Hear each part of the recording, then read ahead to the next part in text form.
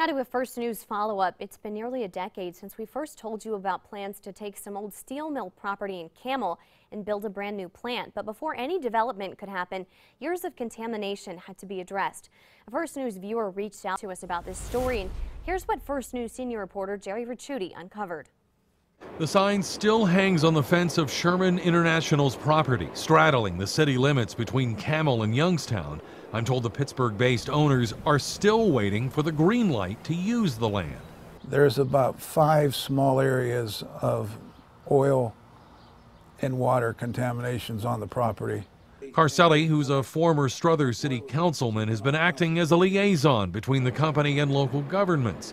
Roughly a third of the 112-acre site that's in Camel was recently remediated using a $1.9 million state Clean Ohio grant that took about 7 years to complete. The point we have here now is Sherman International and the EPA sitting down and signing the paperwork necessary in order to make that shovel ready. Carselli says another $1.5 million will be needed to clean the 70 acres sitting in Youngstown. While the owners did not return my calls today, Carselli insists they want to build here. The mayors of both cities are still waiting to see some definitive plans.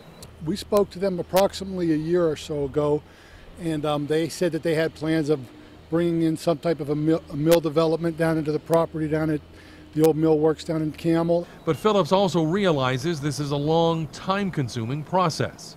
Well, think about it. All the years that the mills were running, that was the go-to. Everybody just dumped whatever was left over, whatever garbage there was in the soil, and they buried it.